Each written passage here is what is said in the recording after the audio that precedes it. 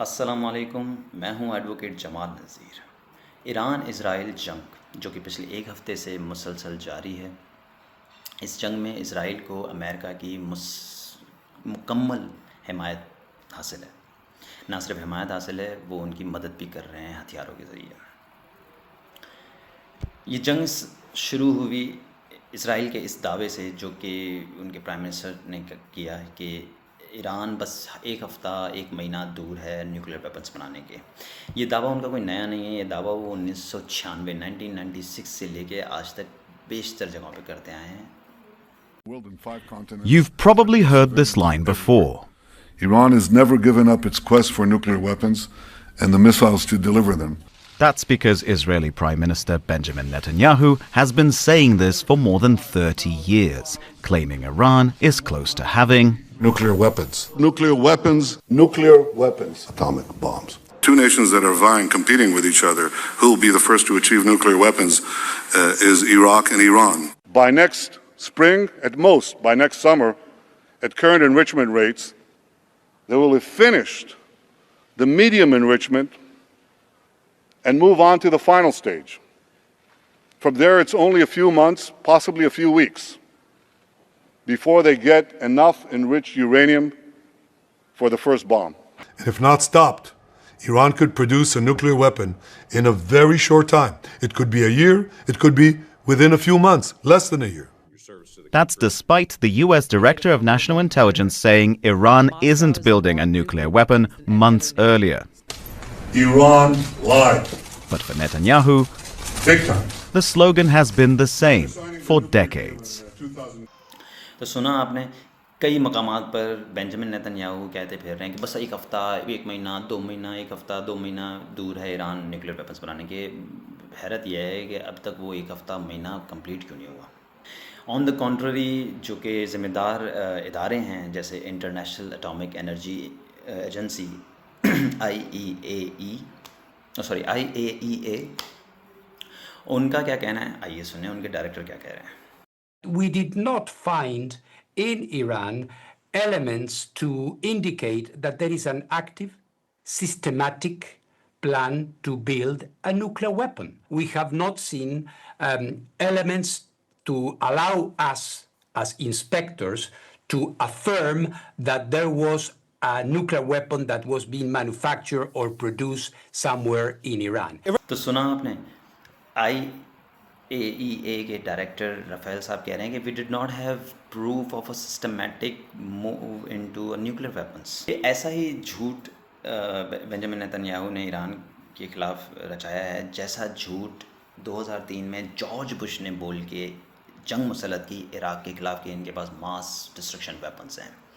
और वो झूठ उनका बाद में पकड़ा गया, कैसे, जब डोनाल्ड ट्रंप ने अपनी सदारती डिबेट में कहा कि ये सब झूठ बोल रहे हैं। आप खुद सुन लें। They lied. Okay. They said there were weapons of mass destruction. There were none, and they knew there were none. There were no weapons of mass destruction. All right. Obviously, the war in Iraq was a big, fat mistake. We spent $2 trillion, thousands of lives. We don't even have it. Iran is taking over Iraq with the second largest oil reserves in the world. Obviously, it was a mistake. We should have never been in Iraq. We have destabilized the Middle East. अब आपने सुना कि Donald Trump जब इक़्तिदार में नहीं थे तो वो इराक की जंग के बारे में क्या कह रहे थे, और अब जब वो खुद इक़्तिदार में आ चुके हैं तो किस तरह की ट्वीट्स कर रहे हैं वो आप खुद देख लें। और वही टैक्टिक्स इस्तेमाल कर रहे हैं ईरान के ख़िलाफ़ जो कि जॉर्ज बुश और बेंजामिन नेतन्याहू ने 2003 में की थी। उस वक्त भी बेंजामिन नेतन्याहू ने एक झूठ बोला था कांग्रेस में कि किस ढिठाई के साथ उन्होंने ये झूठ बोला था कि सदाम हुसैन के पास बस अब वेपन आ गए हैं, वो पूरी दुनिया तबाह कर देगा, और ये कहकर उन्होंने मिडल ईस्ट पे जंग मुसलत कर दी, इराक़ पे जंग मुसलत कर दी। और वेस्टर्न वर्ल्ड के जो कंट्रीज़ हैं जैसे जर्मनी, उनके एक साहब हैं, वो क्या कह रहे हैं, वो कह रहे हैं कि Israel is doing the dirty job for all of us by encountering Iran.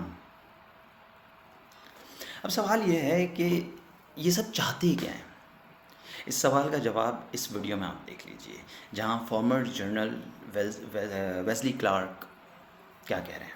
He reached over on his desk, he picked up a piece of paper, and he said, He said, I just got this down from upstairs, meaning the Secretary of Defense's office today, and he said, this is a memo that describes how we're going to take out 7 countries in 5 years, starting with Iraq and then Syria, Lebanon, Libya, Somalia, Sudan, and finishing off Iran.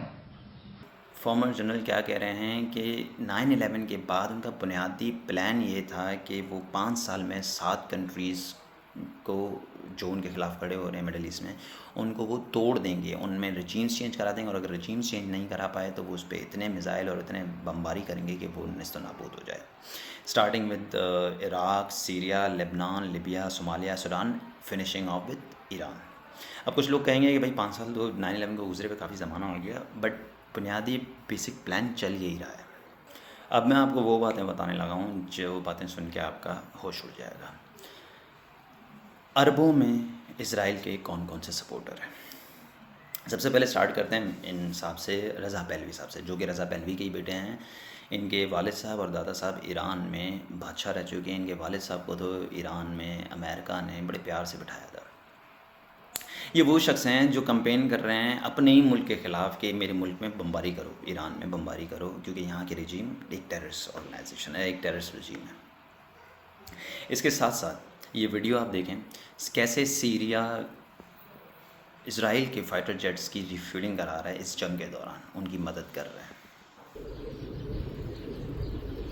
उसके साथ साथ Jordan, उर्दन जो है वो Iran के फेंके गए, launch किए गए मिसाइल्स को इंटरसेप्ट कर रहा है, ड्रोन्स को इंटरसेप्ट कर रहा है। किसको प्रोटेक्ट करने के लिए? इज़राइल को प्रोटेक्ट करने के लिए। उसके बाद आते हैं कतर पे।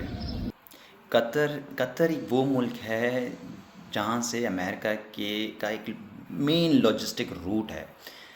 कतर में एक एयर बेस है अल उदैद के नाम से, वो बेसिकली सेंटकॉम मिलिट्री बेस है अमेरिका की। वहाँ सारा लॉजिस्टिक्स आता है, वहाँ से वो फिर नेवातिम एयर बेस जो कि इज़राइल में है वहाँ जाता है। इज़राइल को जो अमेरिका हथियार देता है वो कतर के थ्रू आते हैं। अब ये सारे मुस्लिम कंट्रीज़ जो कि ईरान के इर्द गिर्द हैं वो सब मदद कर रहे हैं अमेरिका और इज़राइल की। किसके ख़िलाफ़? ईरान के ख़िलाफ़। इसके साथ साथ मैं आपको एक बात बताऊँ, फिर मैं बताऊँगा कि ये जो मामलात हैं, ये जो जंग है, ये मज़हब की जंग नहीं है, ये जंग कुछ और है। हमें पढ़ाया दिखाया ये जाता है कि वो यहूदी, ये मुसलमान, ये वो, ये सारी कहानी सुनाई जाती है, लेकिन ये है नहीं। कहानी कुछ और है। कहानी है मुनाफे की। मुनाफा कैसे, वो मैं आपको समझाता हूँ। इस शख्स को देखिए, ये हैं जेरेड कुशनर, ये हैं डोनाल्ड ट्रंप के दामाद। इनकी कंपनी है एफिनिटी पार्टनर्स। इस कंपनी ने, इज़राइली कंपनी है जिसका नाम है फिनिक्स फाइनेंशियल, इसमें $255 मिलियन इन्वेस्ट किए हैं। अब समझ में आता है कि डोनाल्ड ट्रंप साहब इज़राइल के आगे क्यों इस तरह लेट जाते हैं। ये जो कंपनी है फिनिक्स फाइनेंशियल, इस कंपनी के पास $131 बिलियन के एसेट्स हैं जो वो मैनेज कर रहे हैं। और एफिनिटी पार्टनर्स ने इस कंपनी में, इजरायली कंपनी में इन्वेस्टमेंट करके $255 मिलियन की इन्वेस्टमेंट करके वो इस कंपनी के सबसे बड़े 10% सबसे बड़े स्टेक होल्डर्स बन चुके हैं, शेयर ले चुके हैं। ना सिर्फ डोनाल्ड ट्रंप कहते हैं कि affinity partners basically Saudi front company है। सऊदी, कतर और यूएई ने मिल के इस कंपनी में $3.5 बिलियन इन्वेस्ट किए हैं। सऊदी ने $2 बिलियन, कतर और यूएई ने मिल के $1.5 बिलियन इन्वेस्ट किए हुए हैं। ये कंपनी इज़राइल की कंपनी के साथ मिलके वेपन्स मैन्युफैक्चर करती है, कार मैन्युफैक्चरिंग करती है, उसके अलावा इंश्योरेंस और एसेट मैनेजमेंट के काम करती है। अब आप ये देख रहे हैं कि सऊदीया ने भी इन्वेस्ट किया हुआ है, कतर ने भी इन्वेस्ट किया हुआ है, यूएई ने भी इन्वेस्ट किया हुआ है, डोनाल्ड ट्रंप ने भी इन्वेस्ट किया हुआ है। अब वो इन्वेस्टमेंट्स कैसे कहाँ शो हो रही हैं वो मैं आपको बताता हूँ। एक कंपनी है एल्बिट सिस्टम्स जो कि डिफेंस कॉन्ट्रैक्टर है। यूएई ने इब्राहिम अकॉर्ड्स के बाद, जो कि 2021 में साइन हुए थे, इब्राहिम अकॉर्ड्स के बाद एक सब्सिडरी बनाई एल्बिट सिस्टम्स इमराट्स के नाम से, जिसके थ्रू उनको कॉन्ट्रैक्ट्स मिले। 5 साल का कॉन्ट्रैक्ट मिला $53 मिलियन का। यूएई ने इज़राइल के साथ मिलके mini communication satellites, lunar mission, UAE space agency, military corporation, satellite surveillance, specially Iran के ख़िलाफ़ सर्विलेंस में इन्वेस्ट किया हुआ है। इवन मैं आपको बताता हूँ 2022 में एक ग्लोबल एरोस्पेस समिट हुई थी यूएई में, वो सारी इसराइल ने स्पॉन्सर की थी। एक और कंपनी है सेलिब्राइट, ये भी एक इजरायली डिजिटल फॉरेंसिक फर्म है।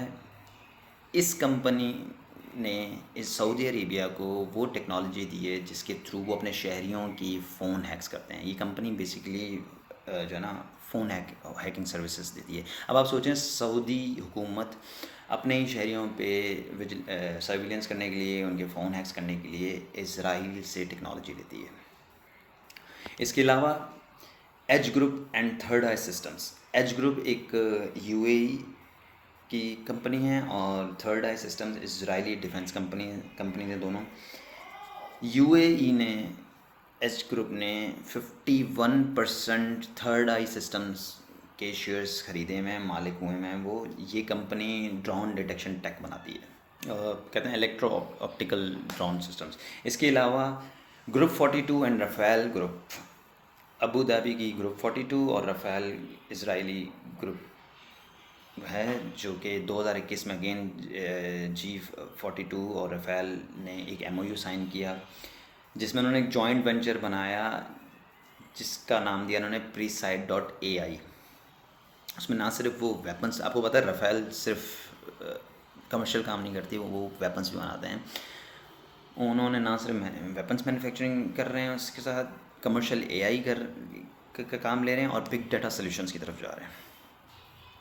इसके अलावा मुबादला, अबू धाबी की जो सॉवरेन वेल्थ फंड है जहाँ वो सारा पैसा जमा करते हैं, वो कंपनी, और न्यूमेड एनर्जी जो कि इजराइल की leading oil and gas company है। अबू धाबी ने इसराइल की एक तमार गैस फील्ड्स है, उसमें उसमें $1 बिलियन की इन्वेस्टमेंट करके 22% का स्टेक लिया हुआ है। ये वो तमार गैस फील्ड्स हैं जहाँ से इजराइल को की 60% इलेक्ट्रिसिटी, गैस वगैरह ये निकलती है वगैरह वगैरह। न्यूमेड गैस फील्ड की मज़े का बताता हूँ, वो सिर्फ अबू धाबी के साथ नहीं, वो जॉर्डन और इजिप्ट में भी गैस सप्लाई करते हैं। इजिप्ट ने जो गैस ले रहे हैं और जो जॉर्डन ले रहा है, इन्होंने 10 साल 15 साल के कॉन्ट्रैक्ट्स किए हैं इसराइल के साथ, और अब हम एक्सपेक्ट कर रहे हैं कि ईरान की मदद करेंगे। इसके अलावा Gaza marine gas field, Gaza का जो मरीन एरिया है वहाँ एक गैस फील्ड है जहाँ पे अभी तक एक्सप्लोरेशन नहीं हुई, क्योंकि वहाँ पे बम धमाके इतने ही होते रहते हैं, इसराइल इतने बम फाड़ता रहता है कि वो वहाँ पे गैस एक्सप्लोरेशन कोई कंपनी करेगी नहीं। एस्टिमेट करते हैं कि उस गैस फील्ड में 1 ट्रिलियन क्यूबिक फीट की गैस है। अंदाज़ा लगाएं अगर फ़लस्तीन सिर्फ उसको ही एक्सप्लोर करे तो वो इतना अमीर हो जाए, आपको अंदाज़ा नहीं होगा। इस वजह से ट्रम्प कहते हैं कि व्हाट अ ब्यूटीफुल प्लेस, यहाँ से गाज़ा वाला निकल जाएं, जॉर्डन चले जाएं, इजिप्ट चले जाएं, वो भी उनको एक्सेप्ट करने के लिए तैयार हैं। क्यों? क्योंकि बाद में वहाँ पे उनके मुनाफे हैं। वो गैस फील्ड इसराइल के हाथ आ जाएगी, वो गैस फील्ड से एक्सप्लोरेशन करेंगे, एक्सप्लोइटेशन करेंगे और वो फिर उसको बेचेंगे। मुनाफे का खेल है। अब आते हैं, मेरे ख्याल से हमारे मुल्क में आधे लोगों का तो फेवरेट मुल्क होगा टर्की, जो बयानबाजी में तो इजराइल को पता नहीं क्या से क्या कर चुका है, लेकिन असल कहानी कुछ और है। टर्की इजराइल का 5th लार्जेस्ट ट्रेडिंग पार्टनर है। टर्की ने पिछले साल 2024 में $2.86 बिलियन की एक्सपोर्ट की है इजराइल को। उससे पहले तो ये 8 बिलियन क्रॉस कर चुके थे, लेकिन फिर ये गाज़ा वाज़ा के मामलात को लेके थोड़ा इन्होंने एक्सपोर्ट अपनी कम कर ली। वो कहते हैं बड़े रिटोरिक में कि हम इनके साथ एक्सपोर्ट नहीं करेंगे, हम इनके साथ तजारत नहीं करेंगे, लेकिन जबकि चल रही है। इवन टर्की ने जब सीरिया में कुछ रिसेंट पास में है रजीम चेंज हुई, तो टर्की ने एक्चुअली इजराइल की मदद की थी through intelligence sharing, through military corporation. इसके अलावा Baku Tbilisi Ceyhan BTC pipeline, Israel के पास जो 30 to 40% क्रूड ऑयल आता है वो आता है अज़रबैजान से, और वो अज़रबैजान से पाइपलाइन आती है through Georgia and through Turkey, वो मेडिटेरियन सी में आती है और वहाँ से फिर पोर्ट से इजराइल को शिफ्ट होती है। इस वक्त वॉर में टर्की चाहे तो कभी भी वो पाइपलाइन बंद कर सकता है, लेकिन वो कभी नहीं बंद करेगा क्योंकि फिर उसके प्रॉफिट्स ख़त्म हो जाएंगे। प्रॉफिट का खेल है मेरे जान। मज़हब, ये इन चीज़ों का खेल नहीं है। अब समझ में आया कि ये सारे मुस्लिम ममालिक एक मुस्लिम मुल्क के साथ क्यों नहीं खड़े हो रहे हैं, क्योंकि इन सब ममालिक की जो इकॉनमी है, मईशत है, वो इसराइल के साथ इंटीग्रेटेड है। वो कभी भी अपने मुनाफे को नहीं छोड़ेंगे। इन मुल्कों में जो क़यादतें हैं वो ना सिर्फ फ़लस्तीन और ईरान के लोगों की फ़िक्र नहीं करते, वो अपने लोगों की फ़िक्र नहीं करते हैं। बहुत बहुत शुक्रिया।